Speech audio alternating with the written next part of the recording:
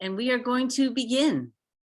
So I would just like to say that this has been an incredible week. This training has been so exciting for the folks here at Edible Schoolyard in Berkeley. And we are just delighted to have had a chance to spend time with everybody over the week.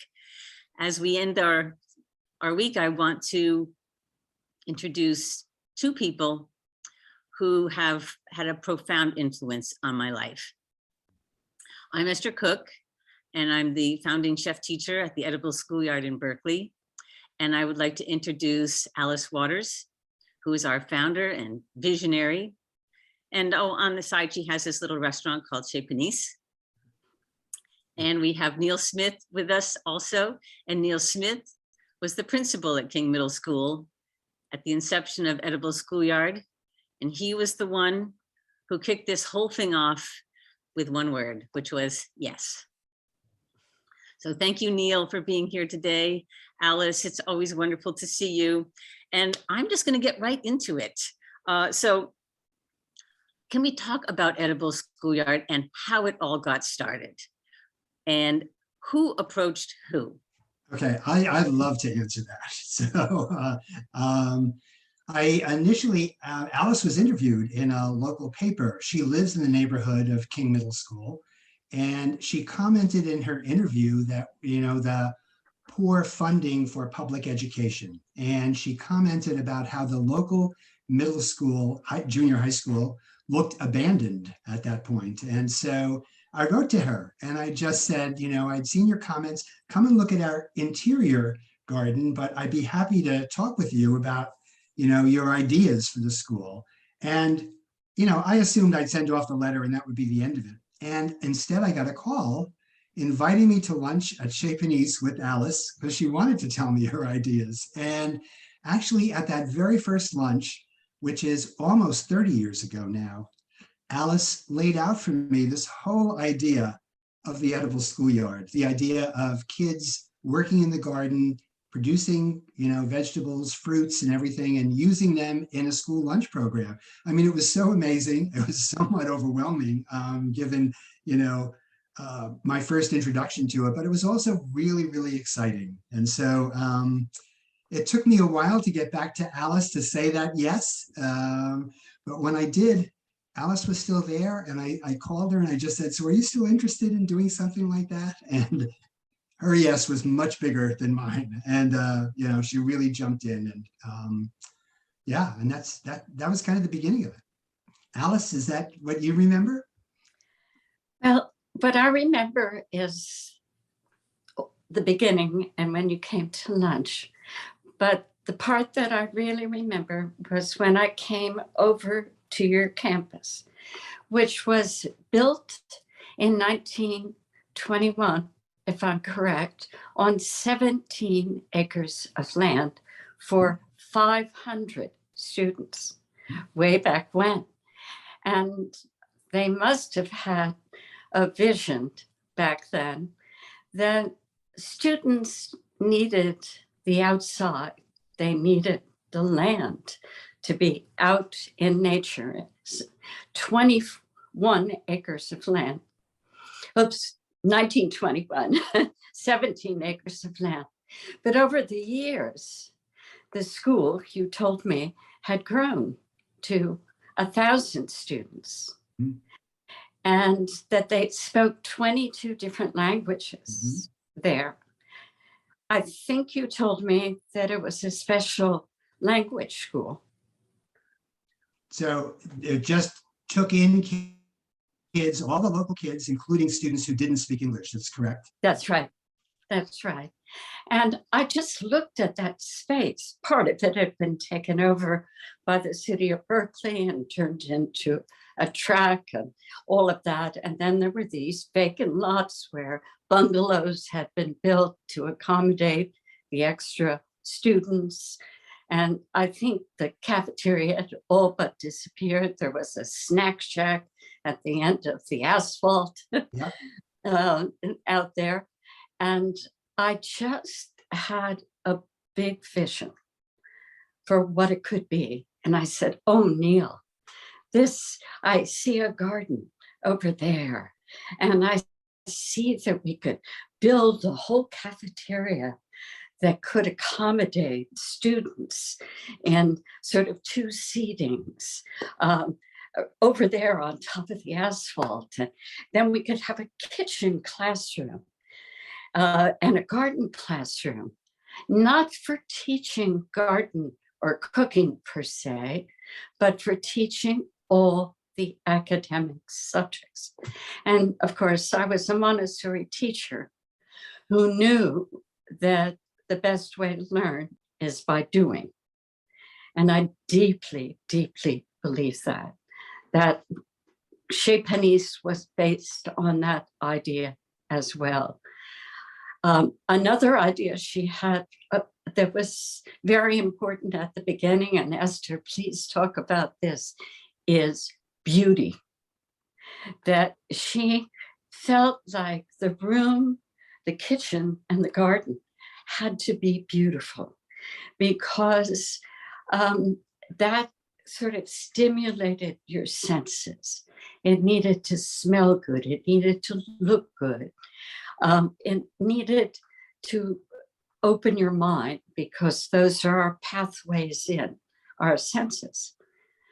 So anyway, to get back before we talk, Esther, about beauty, to finish the story with Neil, he said, great idea, Alice. I'll get back to you. And I really didn't think he was ever going to call me again. And then he did. And I said, are you ready for a free organic school lunch in the cafeteria? He said, Alice, just don't talk about that right now. You're going to frighten people with that. And I said, Neil, it's all or nothing. And he said, Alice, let's just keep that between the two of us, because really I don't, and this was 27 years ago, he said, I don't think we're ready. And then we began. Yeah. Yeah. I mean, I think that's part of the lesson is actually, you know, that one step forward, beginning small but get into it and do it. And pretty soon it will take off. And I think, you know, the other thing I think about, Esther, when I think about it beginning is we organized a big community event to make people aware before we had a shovel in the ground, just to throw out the idea. This is what we're talking about. And we got kids cooking for it and parents coming and community coming, and the idea spread. And then we learned who would be the people who would jump on board right away. Who could we count on right away to help us, you know, spread the mission and really do the work that it was going to take to make all this happen. So do you remember that big event that we had in the gym, Alice? How can I forget? It was like a happening. Yeah. We had the kids come to make tacos there, and Esther had prepared them all to come in shifts during the course of the evening. Well, the first group came and they wouldn't leave. And the second group came, and meanwhile in the auditorium was getting filled with smoke from the fire that was cooking the beans outside, and the smoke came in the room and there was music playing, and it was a happening. And everybody who came to that event wanted to come to the next one. You remember when we planted the garden? Yeah. After we cleared the space and we had to do a whole cleaning up of the land because it had been so polluted by the buildings that had been on it. And David Hawkins, who was the garden teacher, planted this cover crop of fava beans. And the fava beans took out all of the pollutants. But once we cleared the land, we invited parents again and friends to come. And I can't remember the guy who was playing the drums. We lined up like we were in a Van Gogh scenario, and we walked down and you know, planted the seeds, strewed them out, and in a line across the whole space. Tell us a little bit about David Hawkins and how he introduced the whole idea of a garden being a classroom. Well, he had been teaching children in England, and he was very engaged with disadvantaged children. And I remember the first meeting, he said, I would like to have a group of students come in the summer time to lead the project. And I'd like to have kids that would, you know, maybe be left out otherwise, but let's include them right now so they can have that ownership of the garden. And I said, I'll bring food, I'll bring the food. And I thought, well, it had to be simple, something they knew. And I thought, well, tacos and peaches, but I bought the tacos from my little organic place, and I got one of those big Frog Hollow peaches. And they took one look at the taco. No, we're not gonna eat. And I said, but it's so good. And they said, no. And then I said, they're gonna like this peach. And it had fuzz on the outside, and they wouldn't touch it. And it was a big lesson to me. And then the fall began. And Esther, tell that story. Well, you know, the other thing that David did is he began that summer with just 3 raised beds. When people look at the Edible Schoolyard now and they see that whole acre and they think, oh, you know, how did it start? Just 3 raised beds on that ground is all he did that summer. And he did take some of, you know, some of the challenging young men at King at that time, and he had all of them working in the garden. He had them going out and, you know, picking the willow branches that they created the raised beds with. I mean, he was quite amazing with those kids, and he really is the one who led the physical work to start creating that garden little by little across that space up there. So, and I do remember Alice bringing the food the first time and coming back and saying, you know, what kids now know to eat. It's interesting how much they've changed at King as a result of having the garden and kitchen there, and what they'll try now, you know, compared to their taste buds then and their awareness then of food. Well, they wonder why the cafeteria food isn't good like the food in the kitchen. Why can't we have Esther's food? Yeah. Not my food, it's their food. I mean, and then that is, and I think that is reminding me of the first lesson that we taught in the original kitchen. And when I came on, I talked to David and said, you know, well, what's out there in the garden right now? And he said, well, we have kale. We have lots and lots of kale. And I thought, well, great. We'll saute up kale, and we'll have the kids slicing little baguettes and make toast. They love to do that sort of thing. And we'll have a little crostini with kale on it. And so that was the first lesson that we did. And the students cut up the kale and they sauteed it, and the room smelled amazing. We had these beautiful enamel platters, and they put the crostini on them and carefully placed the greens on top. And then when we went to serve, I was going around the table with the platter, and I stopped in front of the first student, and she just sat there and she looked at it for what felt to me like a year. It was about maybe 15 seconds. And I thought, oh my God, she's not going to eat it. And the whole table is watching, and we're going to get a bunch of refuseniks after this. Well, that wasn't what she was doing. She was looking for the one that she made. And as soon as she found the one that she put the greens on top of, she took it. And that just, thank God she did, because that just opened up the whole room to basically celebrate this. And that was a huge lesson for me, honestly, because I kind of went in worried that they might not like it. And just going in with that mindset was a mistake, because as we know, as everybody knows now, if children have a chance to grow the food, harvest the food, wash the food, cut the food, cook the food, they're so invested at that point, they're going to eat that food, and they loved it. So The first lesson was the biggest lesson, I think, for me.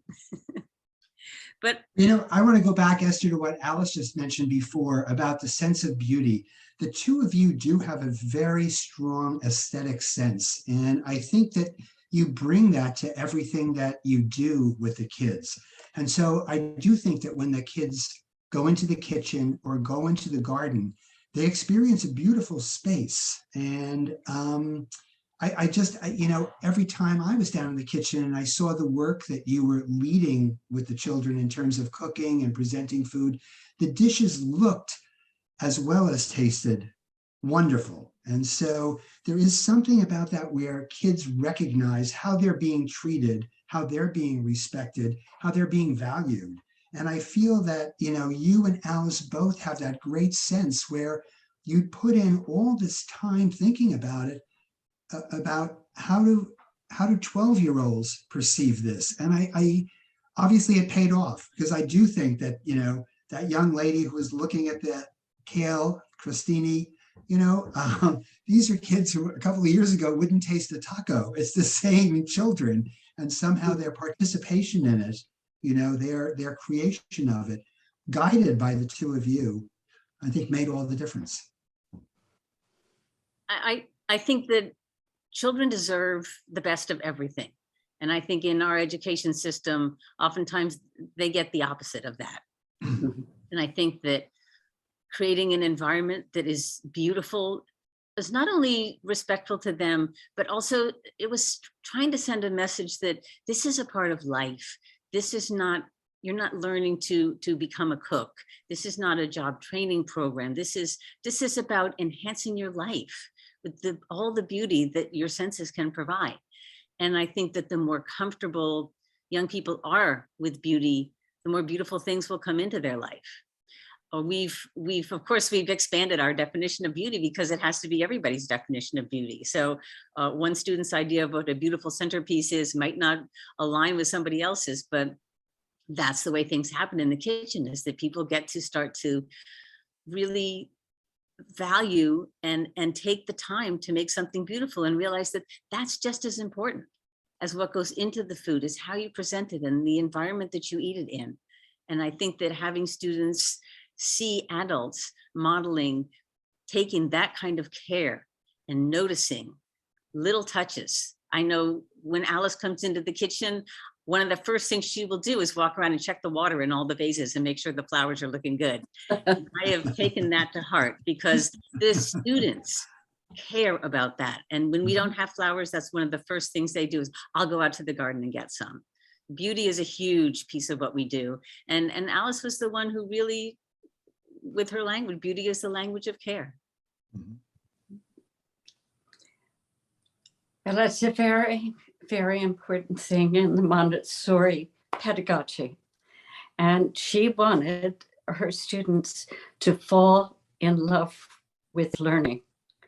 And I think that's the most important part of this whole edible education is we're teaching every subject in the kitchen and in the garden. And the students really understand that they learn so much better about history or math or science when they're engaged in this way. Maybe you can talk about that more, Esther, because I'm just I am just sure that the way that you have organized that kitchen so that students can find everything that they need very quickly, they know where things are, they feel like it's theirs. It's not yours, it's theirs. It absolutely is. And I think I'm biased, I will say right away, but I believe that the kitchen is an ideal classroom. And honestly, I can't think of anything that you can't teach in the kitchen. And what I love so much about referring to our kitchen as a classroom is that it expands a student's mindset about what is learning and where does it take place. And to be in an environment that feels vibrant and full of life and buzzing with activity and your senses are on fire. You're smelling wonderful things. You're getting to work with beautiful produce. You're hearing people busy, busy, busy, but happily engaged around you. And that is such an ideal environment for learning and for students to realize after they've gone through an hour and a half of work in the kitchen and then they've shared this food together, to come together and kind of just reflect a little bit on what we just did. And they realize, wow, I just learned a lot. There are things that I did not know when I was lined up outside the kitchen door waiting to come in.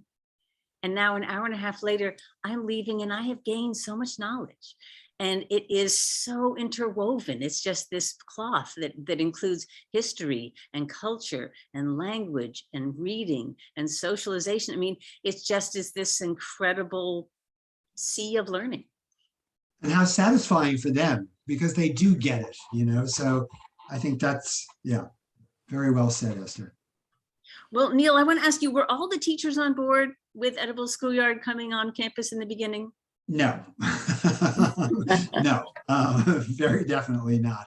But, we did have some who were so on board who wanted to drive it. And, Phoebe Tanner, Beth Sonnenberg, names come to mind right away. People who, stepped up immediately, were excited by the idea.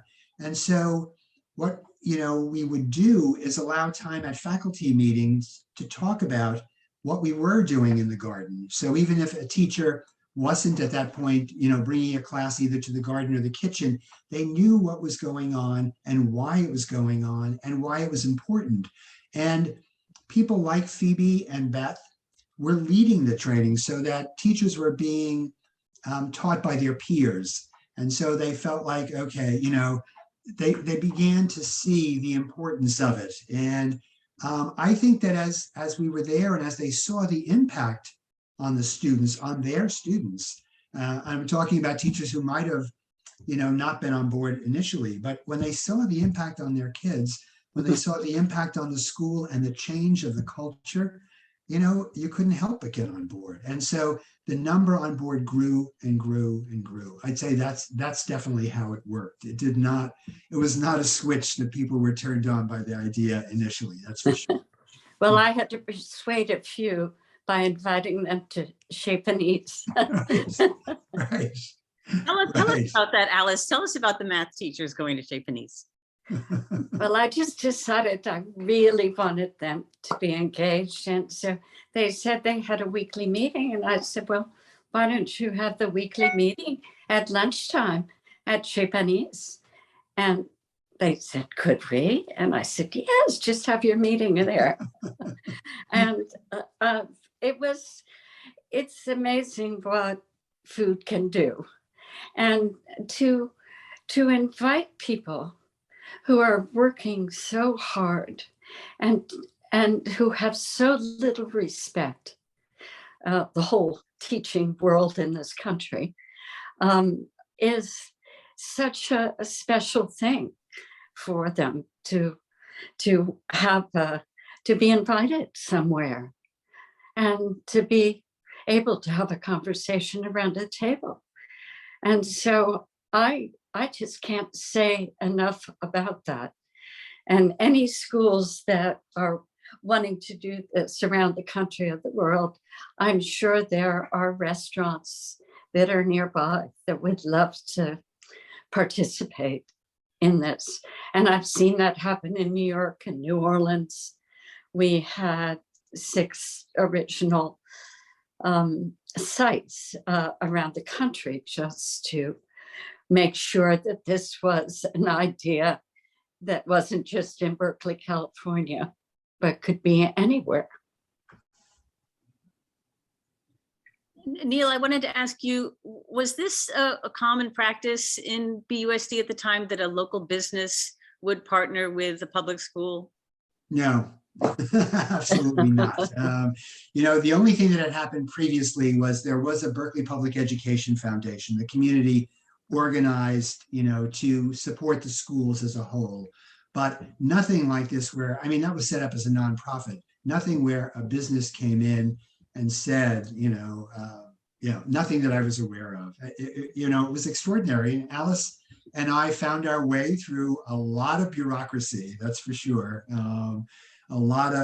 We jumped through a number of hoops and avoided some near disasters and jumped over some other obstacles, but yeah, we made it happen. So, But Neil, this was your willingness to take a risk for something you believed in. And it's so important that we do that, because we could not have brought a nonprofit onto the campus. We couldn't have had teachers that weren't brought through the whole system to be in the kitchen and in the garden, but you were willing to vouch for this. You were willing to even have students, teenagers, have knives and shovels and pickaxes, and you trusted us. And that was what allowed this to happen. It would not have happened otherwise. And we need leadership in schools that give us a dispensation to make a model that really works, because teachers are so poorly paid and never appreciated. And for you to believe in the teachers at King and encourage them the way you did is very, very rare. And I'm so glad you're here today to talk about that, because there aren't very many people that are willing to stand up to public education, the industrialization of public education that has happened. We have rules and we got to follow them. Well, I think we can interpret them in a way that allows things to happen. It was such a dynamic partnership, and the benefits to the students, the benefits to the school as a whole were just so apparent that it just seemed there was no other way to go. And I feel like at the time too, we had superintendents who understood that this needed to happen, and they were willing to support it as well. And so, it was it worked. It really did work so well. So I thank you for that, Alice. But I think, so much of it was visible immediately, the impact it was having on the kids. Families recognized what was going on at this school in the community and noticed that it was making a difference. I mean, as a result, now every school in Berkeley has a garden. Every school has talked about, how they get a cooking program. So it's not as if, it wasn't noticed. It was definitely noticed, and people wanted, as we've talked about before, when you think about the 25 years, how it has been duplicated around the country, around the world, people recognize the value and want it to happen. So lots of people are stepping up in a way to make it happen. Well, it's that understanding that, if rules are not, right, if they're really wrong, you can't just go with them. You have to change them. I remember one time we were trying to decide about painting the kitchen in the new cafeteria, and the whole world of kitchens for schools says white walls and stainless steel. And I said, why white walls? And they said it has to be cleanable. Look at this. And I just said, we can paint the walls pale yellow and have a warmth in the room. And yes, we could do that, but nobody questions these decisions that are made by the industrial whole corporation that is trying to, make kitchens for schools. They never talk about what it is to work in a kitchen and how important it is to have the kitchen be something other than just a square box and all white and no windows. And, we have to change that. Yeah. Let's talk about that for a second, because of course we established the garden classroom and the kitchen classroom and the whole idea of edible education and teaching anything through a food lens. But there was another mission to Edible Schoolyard, and that was to transform school lunch. And let's just talk a little bit about the what was on campus for food options back in 1997. So there was a snack shack out in the back, and really no place on campus for kids to eat outside of sitting on a little ledge outside of the gym. And yeah, I mean, it was just it was a terrible situation, and I couldn't believe that the district, the state, had allowed a school to evolve to this situation. You know, the cafeteria was no longer usable, so there really was no indoor eating space. And on rainy days, we had to open the gym so kids could sit on the gym floor and eat. But I do remember Alice coming shortly after we started and walking around with me. And I was embarrassed that I had never done this before, but asking students, so what are you eating today? What are you eating today? Not just for lunch, what have you eaten today? What will you eat today? And I was astonished at how many kids had eaten nothing. And here it was, you know, moving on the end of lunch period, and had eaten nothing all day. They were not going to eat till after 3 o'clock. And these are not kids who were, some of them, you know, were coming from affluent homes. It wasn't about necessarily, you know, monetary decision. This was one, the reasons were hard to get at, but, you know, they were there. I mean, it was eye-opening for me. And I was, you know, flabbergasted, having been a principal there for probably 6 years at that point, and not had an awareness of how many of these kids, middle school kids, left home in the morning, did not fix themselves anything, you know, had nothing to eat before they arrived at school, and nothing through lunchtime. Some of them didn't want to wait online. Some of them didn't like, well, of course, I understood they didn't like what was offered at the snack bar. So they didn't want to eat that. Anyway, it was astonishing to me. Do you remember that, Alice? How could I forget? I peeked in the dumpster though after breakfast. I mean, at breakfast time after they got in class, and I was seeing coffee cups, candy wrappers. I even got in that dumpster to examine it closely. Alice, I was in the kitchen that dumpster was outside of, and all of a sudden I noticed the kids all just kind of flowing over to this one window, and they said, "There's a lady in the dumpster." I know who that is. I know who that is before we eat this. I just wanted to verify that. And I said, that's actually Alice Waters. And what is she doing in the dumpster? She's doing research, you guys. So tell us a little bit about the process of transforming the snack shack into the dining commons that we have today. Well, I just want to say one other little story about how you decided to serve breakfast before the exams that were happening. Nice. And how you created the breakfast. Some of the kids wanted to help make it, and any student who wanted to come in and have breakfast. And it was such a success. We had to kind of close it down, didn't we? Well, what happened, we served free breakfast before the state testing for a few years until the dining commons opened. And then we happily gave them that responsibility of feeding the students for that. But we cooked a hot breakfast, and it was free to all students.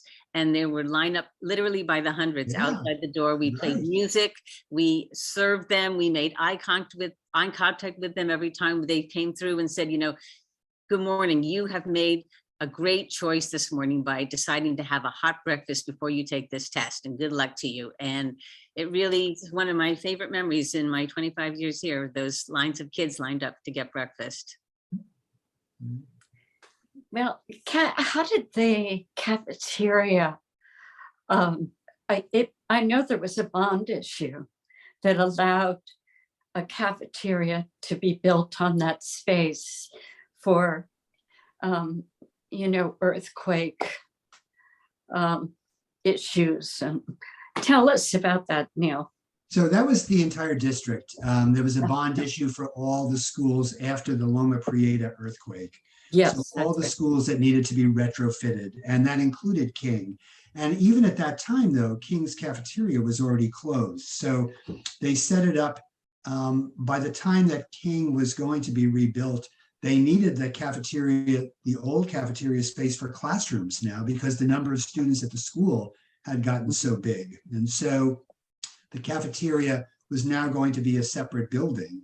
And it was great that Alice was involved so actively as the architects were planning that building, because every step of the way, Alice was there to say, no, we're not going to do that. Oh, no, you're not going to do that. And so, she had a vision for something that, again, as we talked about before, that would be appealing to students. So then they're walking in, they're not looking at what you typically see in most school cafeterias, but instead you're seeing, tables that were lovely, stools that were comfortable, that just an environment that you would want to walk into as a student. And so, it became a lovely building on the campus. And so it was, but the funding was provided by the bond issue that the citizens of Berkeley passed.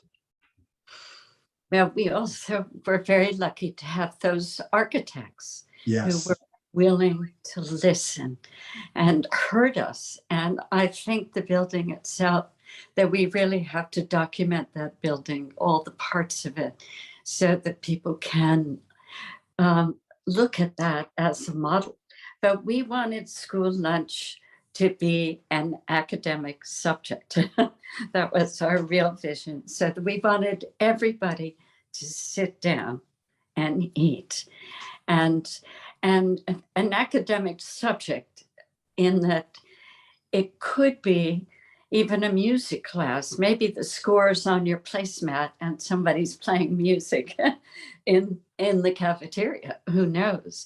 But I felt like teachers should be eating with students at that time, and that they would have another time when recess happened, and another time, so that teachers had time off too. But it shouldn't be that lunchtime, because that was a valuable teaching moment from my point of view, where you could really imagine,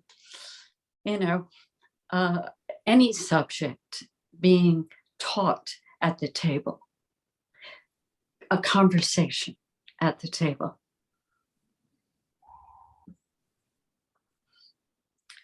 I'm looking at the clock, and I have to say, I do want to get in one last question here, because Edible Schoolyard recently celebrated its 25th anniversary, and the edible education movement has grown. It is now global in schools and programs all around the world. So, Alice, what's next? What's next? School-supported agriculture.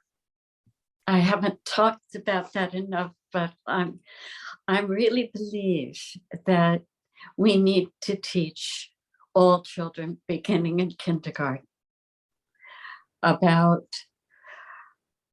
food and the consequences of our choices. And right now we have a climate crisis. We're losing our democracy. And we need to teach them the values that they need to live on this planet together. And all of those values of stewardship, of equity, of community, of beauty and nourishment, all come together right there at the table, and with an edible education. So I just think that if we decide to buy food locally, regeneratively, organically, that we can support all the people who are taking care of the land. The school system can.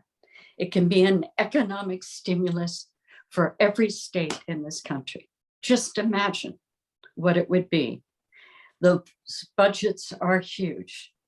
And if the federal government gave a direction to do this, it could change.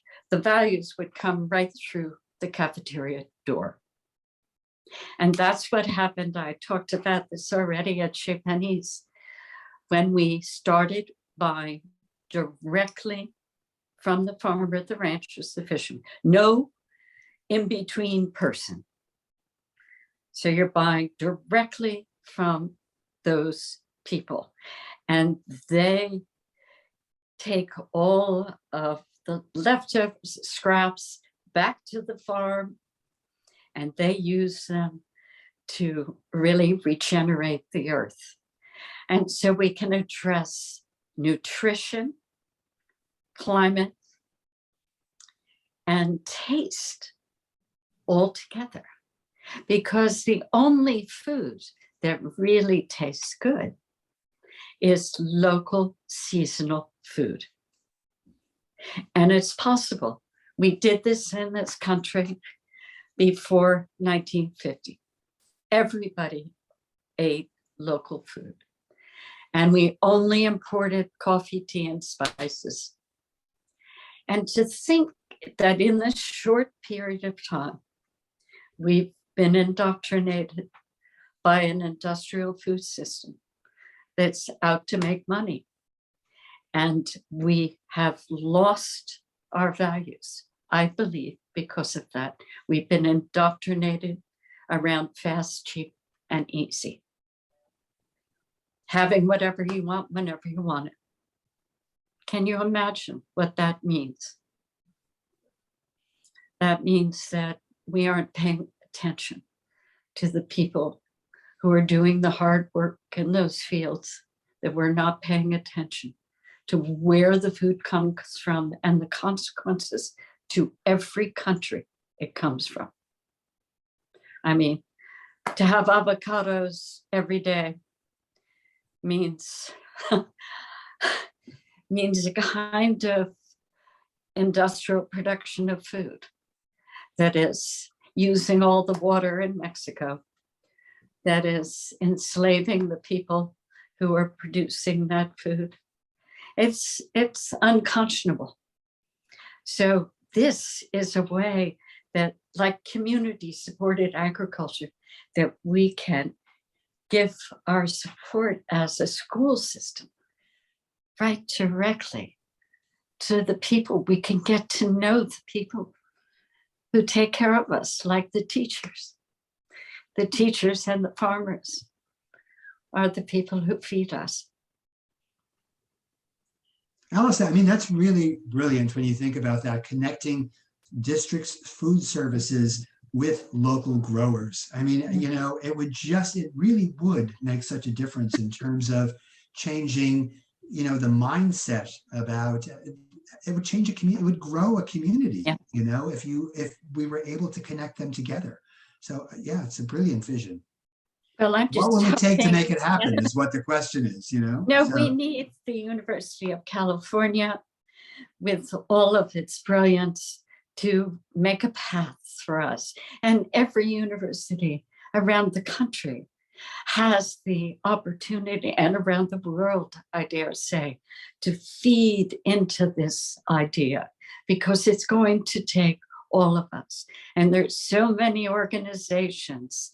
The Certified Organic Growers can help us. The NRDC can help us. There are so many people. And also, I dare say, parents. I always thought it would be a wonderful idea if we had part of the kitchen where people could come and help to shell peas. Remember that, Neil? I wanted that as part of the kitchen. yes. We invite people in that they could have lunch with the students. Why shouldn't they? And we don't let anybody in the schools anymore. We don't let the parents come in. There are gates around the schools, and we don't trust. And this could help us build trust. Thank you, Alice. So everybody, you all heard that, right? It's going to take all of us, and I think we're on board.